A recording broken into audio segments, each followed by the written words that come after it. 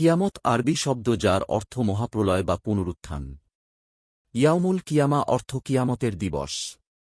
দুনিয়ার সব মানুষ ও জিন জাতিকে একত্রিত করা হবে কিয়ামতের দিন। তাদের সব নেক ও বদ আমলের চূড়ান্ত হিসাব হবে। এরপর হবে জান্নাত ও জাহান্নামের ফয়সালা। যারা জান্নাত লাভ করবে তারা চিরকাল জান্নাতে থাকবে, আর যারা জাহান্নাম লাভ করবে তারা চিরকাল জাহান্নামে অবস্থান করবে।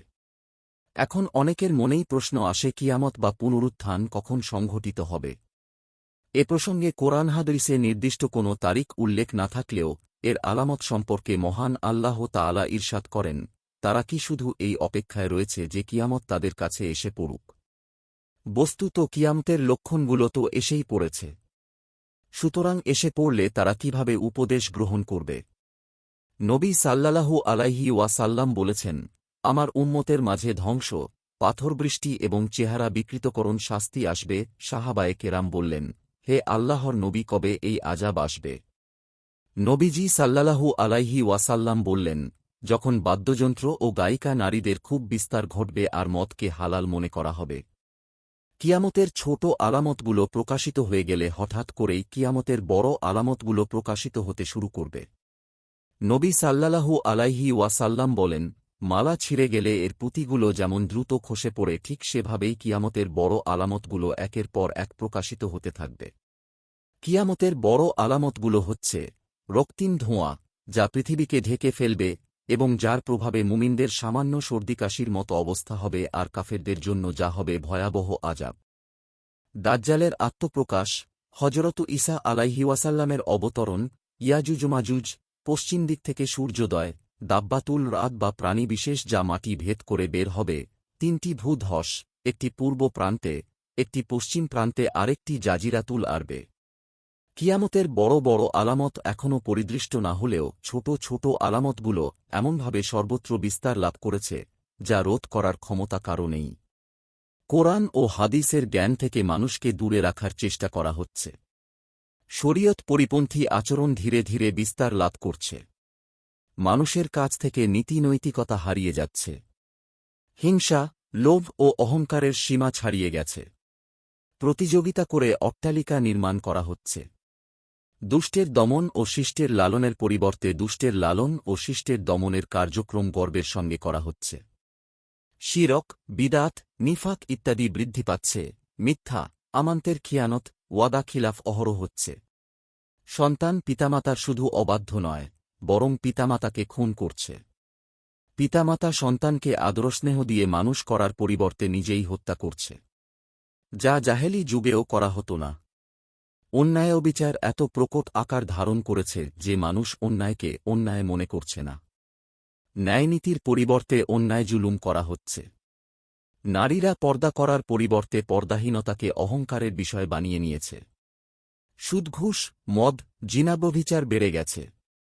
জাহেলি যুগের মতো সুদকে ব্যবসার ন্যায় হালাল মনে করা হচ্ছে। ঘুষকে স্বাভাবিকভাবে দেখা হচ্ছে। মদপানকে তুচ্ছ করে দেখা হচ্ছে। 5 বছরের বালিকা পর্যন্ত ধর্ষিত হচ্ছে। শিক্ষা প্রতিষ্ঠানে যুবতীরা যুবকদের হাতে নির্যাতিত হচ্ছে। সমাজে সৎ ও নেককার লোকেরা লাঞ্ছিত হচ্ছে। অসৎ ও দুষ্ট লোকদের দৌরাত্ম্য বেড়ে গেছে। বদকর্মে পৃথিবী টইটুম্বুর হয়ে যাওয়ার ফলে বলতে হয় কিয়ামত আর কত দূর।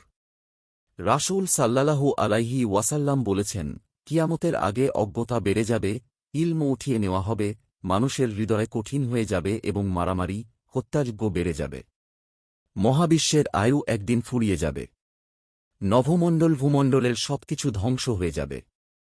কিয়ামতের ভয়াবহতা নিয়ে কুরআন বলে, সেদিন মানুষ নিজের সন্তানকে রেখে পালিয়ে যাবে। তাদের মধ্যে প্রত্যেক ব্যক্তির ওপর সেদিন এমন বিপদ নেমে আসবে যে তখন নিজেকে ছাড়া আর কারো দিকে তাকানোর মতো অবস্থা থাকবে না। সূরা আবাসা আয়াত 34 থেকে 37। সেদিন আল্লাহর শাস্তি থেকে তাদের রক্ষা করার কেউ থাকবে না। এ প্রসঙ্গে আল্লাহ তাআলা বলেন, আর সিংহায় ফুঁক দেওয়া হবে, ফলে আসমান সমূহে ও জমিনে যারা আছে তারা সবাই বেহুঁশ হয়ে পড়বে, যাদের আল্লাহ ইচ্ছে করেন তারা ছাড়া। সূরা জুমার আয়াত 8। যখন কেয়ামত শুরু হবে সে সম্পর্কে বলা হয়েছে, দুজন ব্যক্তি কেনাবেচার জন্য কাপড় মেলে ধরবে, কিন্তু তা ভাঁজ করা ও লেনদেন শেষ করার আগেই কেয়ামত সংঘটিত হবে। কেউ তার উটের দুধ দহন করে বাড়ি ফিরে আসবে, কিন্তু তা পান করার আগেই কিয়ামত সংঘটিত হয়ে যাবে। কেউ নিজের পশুগুলোকে পানি পান করানোর জন্য জলাধার ভর্তি করবে, এবং তখনও পানি পান করানো শুরু করবে না, তার আগেই কিয়ামত হয়ে যাবে। কেউ খাবার খেতে বসবে এবং এক লোকমা খাবার মুখ পর্যন্ত নিয়ে যাওয়ার সুযোগও পাবে না, প্রত্যেকেই যে যেখানে থাকবে সেখানেই মূর্ছা যাবে ও তাৎক্ষণিক মারা যাবে। এ সম্পর্কিত বিভিন্ন হাদিসের সারাংশ হল কেয়ামতের দিনটি খুবই ভয়ঙ্কর হবে। এক হাদিসে রাসূল সাল্লাল্লাহু আলাইহি ওয়াসাল্লাম ইরশাদ করেছেন, কেয়ামত অবশ্যই কায়েম হবে।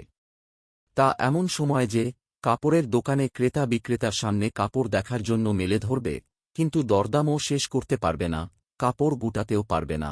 এক ব্যক্তি দুধ দোহন করে ঘরে নিয়ে বসবে, কিন্তু তা পান করতে পারবে না। এক ব্যক্তি কূপ মেরামত করবে, কিন্তু তা থেকে পানি পান করতে পারবে না।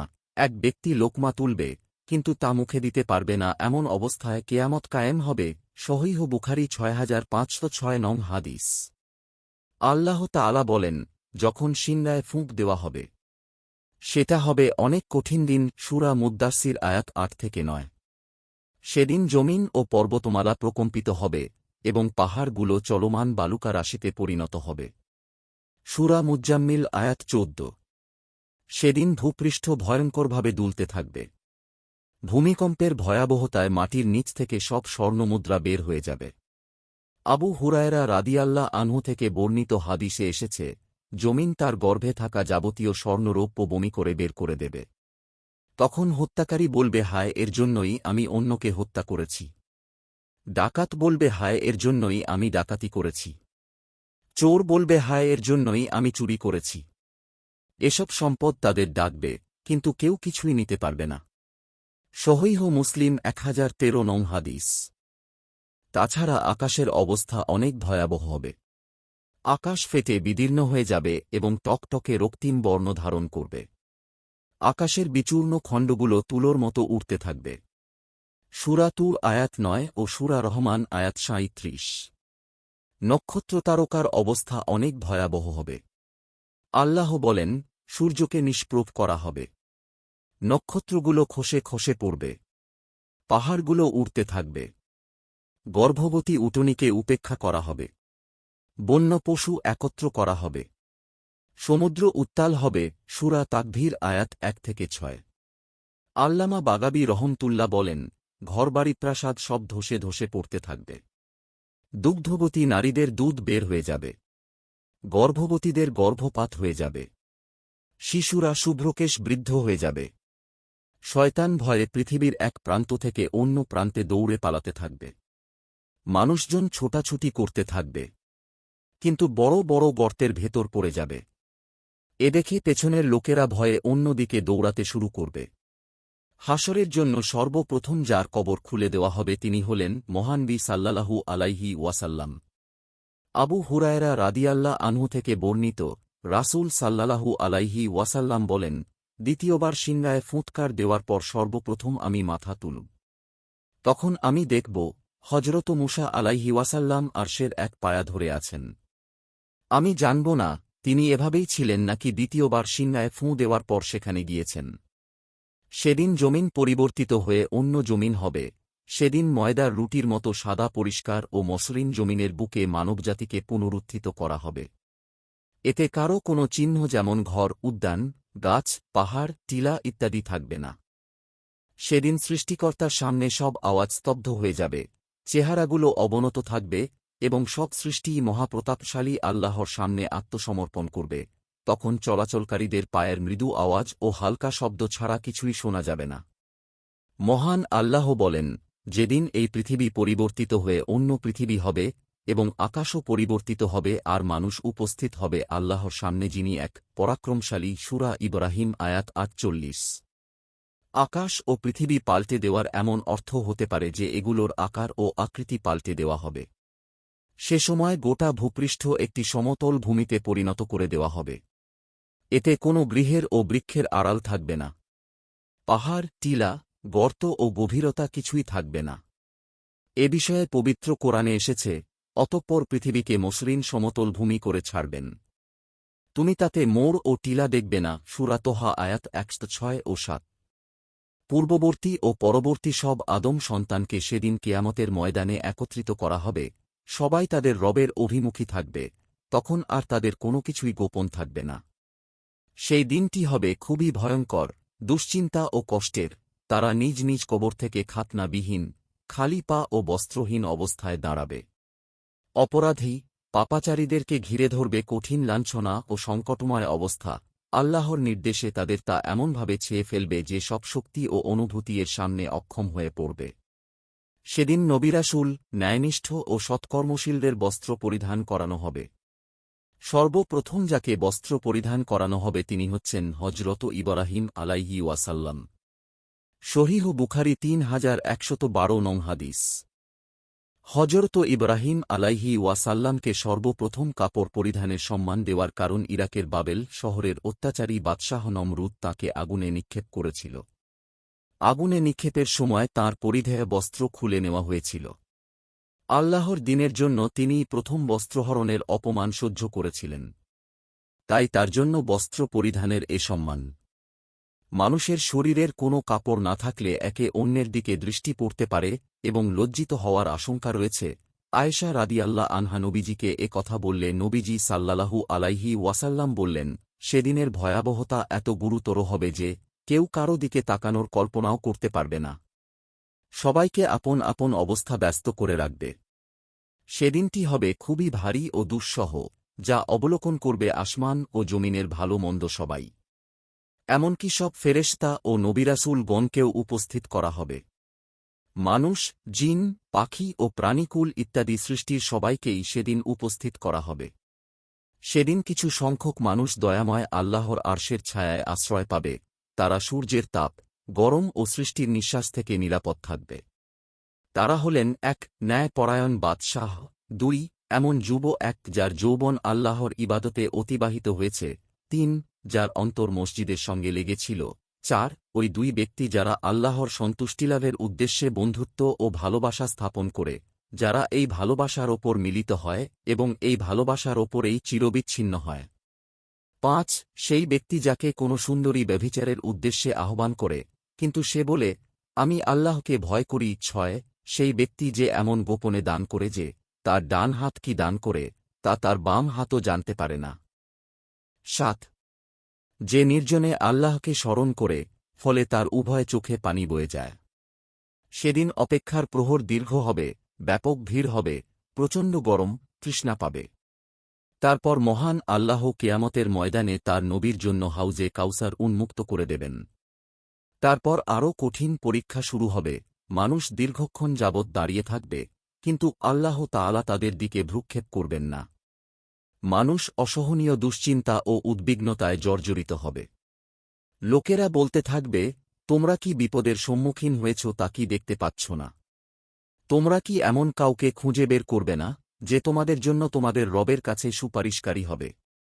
এমতাবস্থায় মানুষ সুপারিশের জন্য নবী কারীম সাল্লাল্লাহু আলাইহি ওয়াসাল্লামের কাছে যাবেন। তিনি আল্লাহর হুকুমে সুপারিশ করবেন, তার শাফায়াত গ্রহণ করা হবে। হাদিসে এসেছে, রাসূলুল্লাহ সাল্লাল্লাহু আলাইহি ওয়াসাল্লাম বলেন, আমি কিয়ামতের দিন সকলের সর্দার হব। সেই কঠিন দিনের কষ্ট সইতে না পেরে মানুষ অস্থির হয়ে যাবে এবং যার দ্বারা সুপারিশ করালে আল্লাহ কবুল করবেন, এমন কাউকে খেয়াঁচ করতে থাকবে। তারা অন্যান্য নবীর কাছ থেকে ব্যর্থ হয়ে সবশেষে সবাই আমার কাছে এসে বলবে, আপনি সর্বশেষ ও সর্বশ্রেষ্ঠ নবী, আমাদের কষ্ট তো আপনি দেখছেন, এখন দরবারে ইলাহিতে আমাদের জন্য সুপারিশ করুন, যাতে আমাদের পরিত্রাণ দেওয়া হয়। কেয়ামতের দিন মহানবী সাল্লাল্লাহু আলাইহি ওয়াসাল্লামের সুপারিশ ছাড়া জান্নাতের দরজাও খোলা হবে না। প্রিয়নবী সাল্লাল্লাহু আলাইহি ওয়াসাল্লামের শাফাআতের পরই জান্নাতের দরজা খোলা হবে এবং যারা জান্নাতের উপযুক্ত তারা সেখানে প্রবেশ করতে পারবেন। আনাস ইবনে মালিক থেকে বর্ণিত, নবী কারীম সাল্লাল্লাহু আলাইহি ওয়াসাল্লাম ইরশাদ করেছেন, কেয়ামত দিবসে আমি জান্নাতের তোরণে এসে দরজা খোলার অনুমতি চাইব। তখন দ্বাররক্ষী বলবেন, আপনি কে? আমি উত্তর করব, মুহাম্মদ। দ্বাররক্ষী বলবেন, আপনার জন্যই আমি আদিষ্ট হয়েছি, আপনার আগে অন্য কারো জন্য দরজা খুলিনি। সহিহ মুসলিম ৩৭৪ নং হাদিস। আল্লাহ তাআলা যেভাবে চাইবেন সেভাবে চূড়ান্ত বিচার করবেন। ফেরেশতারাও পরাক্রমশালী আল্লাহর সামনে সারিবদ্ধভাবে উপস্থিত হবে। আল্লাহ তাআলা যখন চূড়ান্ত ফয়সালার জন্য সৃষ্টির সবার সামনে জ্যোতি প্রকাশ করবেন, তখন জমিন তার রবের নূরে উদ্ভাসিত ও আলোকিত হয়ে উঠবে। অতঃপর আমলনামা পেশ করা হবে যাতে ছোট ও বড়, সাধারণ ও গুরুত্বপূর্ণ সবকিছুই লিপিবদ্ধ থাকবে। ছোট বা বড় কোনো অপরাধ বাদ যাবে না, এমনকি যত তুচ্ছ আমল হোক না কেন তার হিসাব সেখানে লিপিবদ্ধ থাকবে। সব গোপনীয়তা সেদিন প্রকাশ পেয়ে যাবে। মহান আল্লাহ তাদের সেই অবস্থার বর্ণনা দিয়েছেন এভাবে: আমলনামা সামনে রাখা হবে। তাতে যা আছে তার কারণে আপনি অপরাধীদেরকে ভীত সন্ত্রস্ত দেখবেন।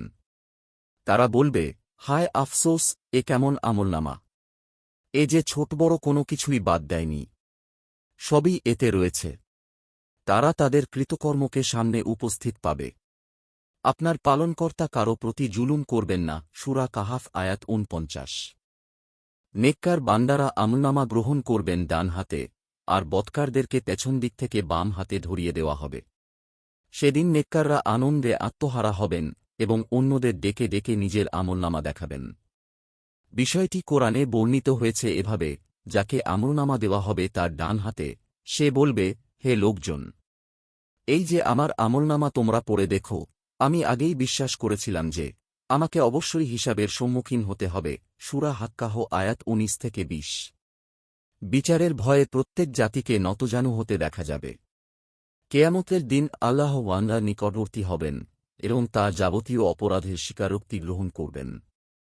সেদিন ন্যায়বিচারের পাল্লা বা মিজান স্থাপন করা হবে এবং ভালোমন্দ যে কোনো আমল তা শস্যদানা পরিমাণ ওজনের হলেও পরিমাপ করা হবে। এতে কারও পাল্লা ভারী হবে, আবার কারও হালকা হবে। আল্লাহ তার বান্দাদের সব কৃতকর্মের বিচার করবেন। আর যার আমলনামা দেওয়া হবে তার বাম হাতে, সে বলবে, হায়, আমাকে যদি আমলনামা দেওয়াই না হতো! আমি যদি জানতেই না পারতাম আমার হিসাব কি! হায়, মৃত্যুতেই যদি আমার সব শেষ হয়ে যেত! আমার অর্থসম্পদ আমার কোনো কাজে আসল না। আমার থেকে আমার সব ক্ষমতা লুপ্ত হয়ে গেছে। সূরা হাক্কাহ ২৫ থেকে ২৯ নং আয়াত। যারা যার ইবাদত করত, কেয়ামতের দিন আল্লাহ তাদের সে সবের অনুসরণ করতে বলবেন। তখন যার ইবাদত করত তার পিছু নেবে। জাহান্নামের ওপর সেতু স্থাপন করা হবে। এই পুল সিরাত কেবলমাত্র মুমিনরা অতিক্রম করবে। মুমিনরা যখন জাহান্নাম থেকে মুক্তি পেয়ে পুল সিরাত পার হয়ে জান্নাতের দরজাসমূহের কাছাকাছি চলে যাবে, তখন জান্নাত ও জাহান্নামের মাঝামাঝি এক পুলের কাছে তাদের আটকে রাখা হবে। তারপর দুনিয়ায় একের প্রতি অন্যের যা জুলুম ছিল তার প্রতিশোধ গ্রহণ করা হবে। পবিত্র কোরআনের অসংখ্য আয়াতে আল্লাহ তাআলা জুলুমের ব্যাপারে মানবজাতিকে সাবধান করেছেন। ইরশাদ হয়েছে, অচিরেই জালিমরা জানতে পারবে তাদের প্রত্যাবর্তনস্থল কোথায় হবে। সূরা শুআরা আয়াত ২২৭। অন্য আয়াতে আল্লাহ তাআলা বলেন, জালিমরা কখনো সফলকাম হয় না। সূরা আনআম আয়াত ৫৭। অবশেষে যখন তারা একেবারে পরিচ্ছন্ন ও স্বচ্ছ হয়ে যাবে তখন তাদের জান্নাতে প্রবেশের অনুমতি দেওয়া হবে। জাহান্নামীদের আফসোসের সীমা থাকবে না। পবিত্র কোরআনের সূরা আনামের ২৭ নম্বর আয়াতে আল্লাহ তাআলা বলেছেন, সে সময়ের অবস্থা যদি তুমি দেখতে, যখন অপরাধীদের জাহান্নামের সামনে দাঁড় করানো হবে, তখন তারা আফসোস আর মনের কষ্টে বলতে থাকবে, হায়, আমরা যদি দুনিয়ায় আবার ফিরে যেতে পারতাম এবং আল্লাহর আয়াতকে মিথ্যা মনে না করতাম এবং ঈমানদারদের দলে শামিল হতে পারতাম, তাহলে আজকের এ ভয়াবহ আযাবের মুখোমুখি হতে হতো না। এমন আফসোসের জবাবে আল্লাহ বলবেন, তোমাদের আর দুনিয়ায় পাঠানো হবে না। সূরা আনাম আয়াত ২৮। কিয়ামতের ময়দানে সূর্য মানুষের এত কাছাকাছি চলে আসবে যে কেউ কেউ তাদের ঘামের মধ্যে হাবুডুবু খাবে। আবু হুরায়রা রাদিয়াল্লাহু আনহু থেকে বর্ণিত, নবী কারীম সাল্লাল্লাহু আলাইহি ওয়াসাল্লাম বলেছেন, কিয়ামতের দিন মানুষের ঘাম ঝরবে। এমনকি তাদের ঘাম জমিনে ৭০ হাত পর্যন্ত ছড়িয়ে পড়বে এবং তাদের মুখ পর্যন্ত ঘামে ডুবে যাবে, এমনকি কান পর্যন্ত। নবী কারীম সাল্লাল্লাহু আলাইহি ওয়াসাল্লাম বলেন, কিয়ামতের দিন সূর্যকে মানুষের এত কাছে আনা হবে যেন তা মাত্র ১ অথবা ২ মাইল ব্যবধানে থাকবে।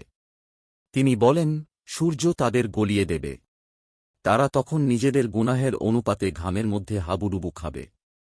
আর তা কারো পায়ের গোড়ালি পর্যন্ত, কারো হাঁটু পর্যন্ত, কারো কোমর পর্যন্ত এবং কারো মুখ পর্যন্ত ঘাম পৌঁছে লাগামের মতো বেষ্টন করবে। এই কথা বলার পর নবী কারীম সাল্লাল্লাহু আলাইহি ওয়াসাল্লাম তাঁর হাত দ্বারা মুখের দিকে ইশারা করে অর্থাৎ লাগামের মতো বেষ্টন করাকে বুঝিয়েছেন। অর্থাৎ সেদিন সূর্যকে মানুষের কাছাকাছি নিয়ে আসার কারণে তার তাপ কিছু মানুষকে গলিয়ে দেওয়ার অবস্থা করবে। যারা নেককার বান্দা হবে তাদের সেদিন কোনো কষ্ট হবে না, কিন্তু যারা বদকার তারা তাদের পাপ অনুযায়ী সেদিন সূর্যের তাপে কষ্ট পেতে থাকবে। ফলে তাদের কারো কারো ঘাম গোড়ালি পর্যন্ত থাকবে, কারো হাঁটু পর্যন্ত, কারো কোমর পর্যন্ত, কারো মুখ পর্যন্ত। বুখারী শরীফের অন্য একটি দীর্ঘ হাদিস দ্বারা জানা যায়, মানুষ এই কঠিন পরিস্থিতিতে অসহ্য হয়ে নবীদের কাছে ছুটবে, যেন তাদের জন্য মহান আল্লাহর কাছে সুপারিশ করে সবাইকে এই কঠিন মুহূর্ত থেকে উদ্ধার করে, যাতে তাড়াতাড়ি বিচার কার্য শুরু হয়। কিন্তু কোনো নবী মহান আল্লাহর কাছে সুপারিশ করার সাহস করবেন না। শেষ পর্যন্ত তারা শ্রেষ্ঠ নবী মুহাম্মদ সাল্লাল্লাহু আলাইহি ওয়াসাল্লামের কাছে এসে বলবে, হে নবী মুহাম্মদ সাল্লাল্লাহু আলাইহি ওয়াসাল্লাম, আপনি নবীদের নবী, সর্বশ্রেষ্ঠ ও আল্লাহর নবী। আল্লাহ তাআলা আপনার আগের পরের সব গুনাহ ক্ষমা করে দিয়েছেন। আপনি আমাদের জন্য রবের কাছে সুপারিশ করুন। আপনি কি দেখছেন না আমরা কিসের মধ্যে আছি? তখন তিনি আরশের নিচে এসে তাঁর রবের সামনে সিজদায় পড়ে যাবেন। তারপর আল্লাহ তাআলা তাঁর প্রশংসা ও গুণগানের এমন সুন্দর নিয়ম তাঁর সামনে খুলে দেবেন, যা এর পূর্বে অন্য কারো জন্য খোলেননি। এরপর বলা হবে, হে মুহাম্মদ, তোমার মাথা ওঠাও। তুমি যা চাও তোমাকে দেওয়া হবে। তুমি সুপারিশ করো, তোমার সুপারিশ কবুল করা হবে। এরপর নবীজি সাল্লাল্লাহু আলাইহি ওয়াসাল্লাম মাথা উঠিয়ে বলবেন, হে আমার রব, আমার উম্মত। হে আমার রব, আমার উম্মত। হে আমার রব, আমার উম্মত। তখন বলা হবে, হে মুহাম্মদ সাল্লাল্লাহু আলাইহি ওয়াসাল্লামের আপনার উম্মতের মধ্যে যাদের কোনো হিসাবনিকাশ হবে না, তাদের জান্নাতের দরজাসমূহের ডান পাশের দরজা দিয়ে প্রবেশ করিয়ে দিন। এ দরজা ছাড়া অন্যদের সঙ্গে অন্য দরজায়ও তাদের প্রবেশের অধিকার থাকবে। তারপর তিনি বলবেন, যাঁর হাতে আমার প্রাণ, সে সত্তার শপথ, জান্নাতের এক দরজার দুই পাশের মধ্যবর্তী স্থানের প্রশস্ততা যেমন মক্কা ও হামিরের মধ্যবর্তী দূরত্ব, অথবা মক্কা ও বসরার মাঝে দূরত্বের সমতুল্য। এভাবেই সেদিন নবীজি সাল্লাল্লাহু আলাইহি ওয়াসাল্লামের সুপারিশে মানুষ কিয়ামতের বিচার পূর্ববর্তী ভয়াবহ অবস্থা থেকে নিস্তার পাবে। এখন প্রশ্ন আসে, কে বা কাদের সাক্ষ্য আল্লাহ সেদিন নিবেন? শয়তানের ধোঁকায়, নফসের প্ররোচনায়, পরিবেশের তাড়নায় কমবেশি সবাই গুনাহ করে থাকে, তো এই গুনাহ যে স্থান বা জায়গায় করা হয়, কাল কিয়ামতের বিভীষিকাময় দিনে জমিনের ওই অংশ আমাদের বিরুদ্ধে সাক্ষ্য দেবে। পবিত্র কুরআনে ইরশাদ হয়েছে, সেদিন পৃথিবীর তার যাবতীয় সংবাদ জানিয়ে দেবে। সূরা জিলজাল আয়াত ৪। সকাল, দুপুর, বিকেল তথা রাত, দিনের কোনো না কোনো সময়েই গুনাহের ওই কাজটি করা হয়ে থাকে। কাল কিয়ামতের দিন সময়ের ওই অংশটুকু আল্লাহ তাআলার দরবারে সাক্ষী হয়ে দাঁড়াবে। মহান আল্লাহর অপূর্ব সৃষ্টি মানুষের এক ক্ষুদ্রাকায় অঙ্গ হল জিহ্বা। জিহ্বা আকারে ছোট হলেও এর প্রভাব ও প্রতিক্রিয়া অনেক বড়। এই জিহ্বার মাধ্যমে মানুষ তার মনের ভাব, অভিব্যক্তি ও কামনা বাসনা আদান প্রদান করে থাকে। ভাব প্রকাশের এই মাধ্যমটিকে সত্যস্থিক ও কল্যাণকর ক্ষেত্রে ব্যবহার করাই যুক্তিযুক্ত। এর বিপরীতে অনর্থক ও অপ্রয়োজনীয় ক্ষেত্রে জিহ্বার ব্যবহার করা মারাত্মক গুনাহ। রাসূলুল্লাহ সাল্লাল্লাহু আলাইহি ওয়াসাল্লাম বলেছেন, যে কোনো ব্যক্তির ইসলামের অন্যতম সৌন্দর্য হল অনর্থক কথা ত্যাগ করা। এই জিহ্বার মাধ্যমে মানুষ যেসব গুনাহ করে থাকে, কাল কিয়ামতের ময়দানে জিহ্বা তার বিরুদ্ধে সাক্ষ্য দেবে। পবিত্র কুরআনে ইরশাদ হয়েছে, যেদিন তাদের কৃত কর্ম সম্পর্কে তাদের বিরুদ্ধে তাদের জিহ্বা, হাত ও তাদের পা সাক্ষ্য দেবে। সূরা নূর আয়াত ২৪। শরীরের মধ্যে আরও যেসব অঙ্গ প্রত্যঙ্গ আছে, নির্দিষ্ট ওই অঙ্গ দিয়ে যে গুনাহ করা হয়েছে, শরীরের ওই অঙ্গ কাল কিয়ামতের ময়দানে আল্লাহর দরবারে তার বিরুদ্ধে সাক্ষ্য দেবে। পবিত্র কুরআনে ইরশাদ হয়েছে, আজ আমি তাদের মুখে মোহর লাগিয়ে দেব। ফলে তাদের হাত আমার সাথে কথা বলবে এবং তাদের পা সাক্ষ্য দেবে তাদের কৃতকর্মের। সূরা ইয়াসিন আয়াত ৫৫। উপরি উক্ত আয়াতে বোঝা যায়, মানুষ যখন তার কৃতকর্মের কথা অস্বীকার করবে, তখন আল্লাহ তাআলা তাদের হাত পাকে বাকশক্তি দান করবেন। তখন শরীরের অঙ্গপ্রত্যঙ্গগুলো তাদের দ্বারা কৃত গুনাহের কথা সম্পর্কে সাক্ষ্য দেবে। তাছাড়া মানুষের দৈনন্দিন জীবনের ভালোমন্দ, নেককাজ ও বদকাজ লেখার জন্য আল্লাহ তাআলার পক্ষ থেকে সম্মানিত লিপিকর দুজন ফেরেশতা প্রতিটি মানুষের জন্য নিয়োজিত আছেন। তারা মানুষের কৃত সব কাজ পুঙ্খানুপুঙ্খানুভাবে লিপিবদ্ধ করে রাখেন। তারাই কাল কিয়ামতের দিনে গুনাহগার ওই ব্যক্তির বিরুদ্ধে আল্লাহর সামনে সাক্ষ্য দেবে। পবিত্র কুরআনে ইরশাদ হয়েছে, অথচ তোমাদের জন্য কিছু তত্ত্বাবধায়ক বা ফেরেশতা নিযুক্ত আছে, সম্মানিত লিপিকরবৃন্দ, যারা জানে তোমরা যা করো। সূরা ইনফিতার আয়াত 11 ও 12। কাল কিয়ামতের ময়দানে মানুষের আমলনামা তার কৃত গুনাহের ব্যাপারে সাক্ষ্য দেবে। এ ব্যাপারে পবিত্র কুরআনে ইরশাদ হয়েছে, আর আমলনামা সামনে রেখে দেয়া হবে। তখন তুমি অপরাধীদেরকে দেখবে, তাতে যা লেখা আছে তার কারণে তারা আতঙ্কিত এবং তারা বলেছে, হায় আমাদের দুর্ভোগ, এটি কেমন কিতাব, ছোট বড় যত কর্ম আছে সবই পুঙ্খানুপুঙ্খ হিসাব করে রেখেছে। তারা তাদের সব কৃতকর্ম সামনে উপস্থিত পাবে। তোমার প্রতিপালক কারো প্রতি কোনো জুলুম করবেন না। সূরা কাহাফ আয়াত ৪৯। নবী মুহাম্মদ সাল্লাল্লাহু আলাইহি ওয়াসাল্লাম কাল কিয়ামতের দিন উম্মতের বিরুদ্ধে সাক্ষ্য দেবেন। হাদিসে বর্ণিত আছে, প্রতি জুমার রাতে সব নবী ও আম্বিয়াদের কাছে তাদের জাতির এবং পিতামাতার কবরে তাদের সন্তানদের আমল দেখানো হয়।